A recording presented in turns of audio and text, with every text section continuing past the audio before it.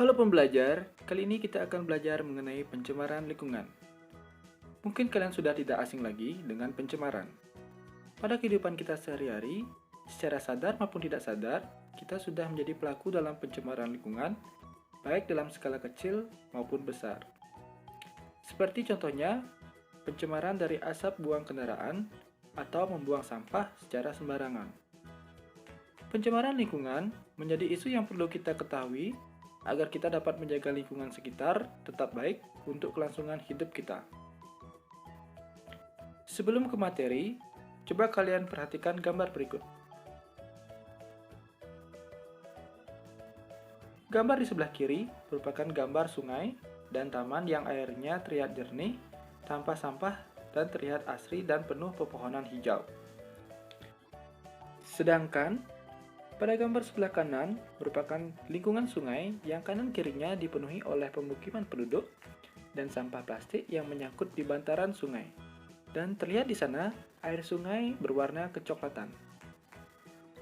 Dari kedua gambar tersebut, lingkungan mana menurut kalian yang sehat untuk ditinggali? Tentunya yang di sebelah kiri bukan?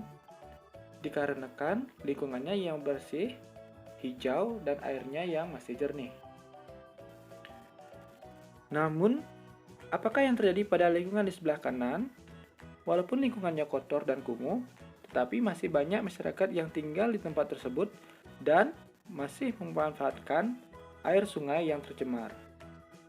Dari kedua gambar tersebut, kalian sudah dapat sedikit gambaran bagaimana lingkungan yang sehat dan bagaimana lingkungan yang tercemar yang tentunya tidak baik untuk kesehatan tubuh kita. Kita sebagai makhluk hidup tentunya tidak terlepas dari lingkungan tempat tinggal kita.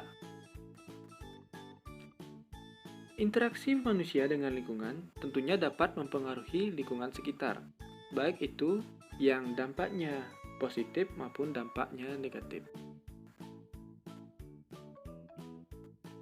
Dampak positif contohnya ketika kalian menyiram tumbuhan pada musim kemarau atau memberikan pupuk kepada tanaman sehingga tumbuhan tersebut dapat tumbuh dengan subur. Sedangkan dampak negatifnya, aktivitas kita tidak terlepas dari barang maupun zat-zat sisa yang jika dibuang langsung ke lingkungan dengan jumlah yang banyak akan berdampak pada kerusakan pada lingkungan tersebut. Contohnya, dari aktivitas manusia yang mengeksplorasi kekayaan alam secara berlebihan, seperti penebangan hutan dan mencari ikan dengan cara diracun atau dengan bom ikan, atau membuang sampah plastik di mana sampah plastik tersebut memerlukan waktu yang sangat lama untuk terurai dan tentunya dapat mencemari lingkungan. Nah, selanjutnya, apa sih yang dimaksud dengan pencemaran lingkungan? Menurut Undang-Undang Pokok Pengelolaan Lingkungan Hidup Nomor 4 Tahun 1982, pencemaran lingkungan adalah berubahnya tatanan lingkungan oleh kegiatan manusia atau oleh proses alam sehingga kualitas lingkungan turun sampai ke tingkat tertentu yang menyebabkan lingkungan menjadi kurang atau tidak dapat berfungsi lagi sesuai dengan peruntukannya.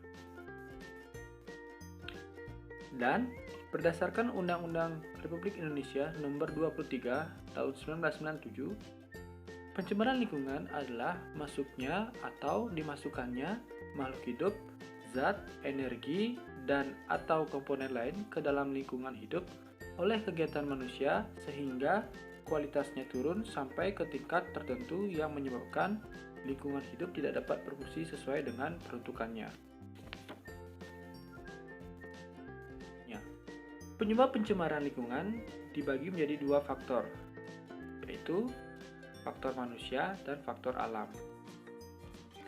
Faktor manusia artinya pencemaran yang diakibatkan dari hasil kegiatan-kegiatan manusia seperti menggunakan pupuk kimia, mencemari lingkungan dengan membuang sampah sembarangan, ataupun membuang limbah pabrik tanpa dilakukan pengolahan terlebih dahulu. Sedangkan faktor alam merupakan Pencemaran yang diakibatkan oleh aktivitas alam seperti meletusnya gunung berapi, di mana abu vulkaniknya dapat mencemari udara. Pencemaran lingkungan biasa juga disebut dengan polusi. Sedangkan zat atau bahan-bahan yang menyebabkan pencemaran lingkungan dinamakan polutan. Secara umum, polutan dapat diartikan sebagai zat yang dapat mencemari lingkungan dan dapat mengganggu kelangsungan hidup makhluk hidup. Polutan bisa berupa zat kimia, debu, suara, radiasi, atau panas yang masuk ke dalam lingkungan. Zat dapat dikatakan sebagai polutan apabila yang pertama, kadarnya melebihi batas kadar normal atau ambang batas. Yang kedua, berada pada waktu yang tidak tepat. Dan yang ketiga, berada pada tempat yang tidak semestinya. Macam-macam pencemaran lingkungan berdasarkan bahan pencemar atau polutan. Yang pertama, pencemaran suara. Yang kedua, pencemaran kimia. Yang ketiga, pencemaran fisik. Dan yang keempat, pencemaran biologi. Pencemaran suara merupakan gangguan pada lingkungan yang diakibatkan oleh bunyi atau suara yang mengakibatkan ketidaktentraman makhluk hidup di sekitarnya. Contohnya, suara kendaraan bermotor ataupun suara-suara pabrik. Pencemaran kimia yaitu pencemaran yang disebabkan oleh bahan atau zat kimia. Contohnya, yang pertama logam berat, misalnya timbal, air raksa, kadmium, seng, dan nikel. Yang kedua, limbah rumah tangga yang mengandung bahan kimia, seperti penggunaan deterjen. Pencemaran fisik merupakan pencemaran yang disebabkan oleh benda-benda fisik yang bisa berupa bahan padat, cair, dan gas.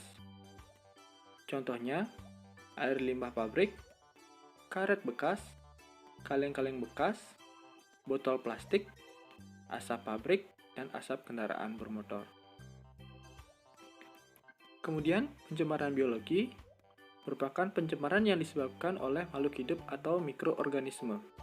Contohnya, pencemaran air oleh bakteri Escherichia coli atau bakteri Salmonella typhosa.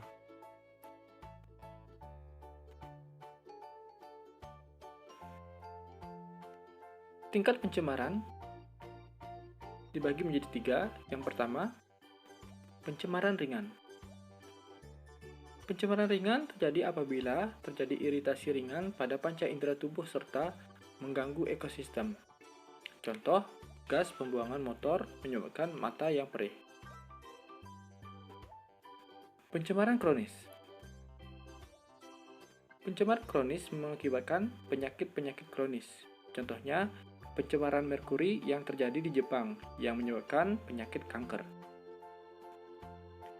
Yang ketiga, pencemaran akut. Pencemaran akut merupakan pencemaran yang polutannya memiliki kadar tinggi dan menyebabkan kematian. Contohnya, pencemaran nuklir. Yang terakhir, macam-macam pencemaran lingkungan berdasarkan tempatnya. Berdasarkan tempatnya, pencemaran dibagi menjadi 3, yaitu yang pertama pencemaran air, kemudian pencemaran udara, dan pencemaran tanah. Demikian untuk pembelajaran kita kali ini. Untuk pembahasan lebih lanjut mengenai pencemaran air, pencemaran udara, dan pencemaran tanah akan ada di video selanjutnya. Salam pembelajar.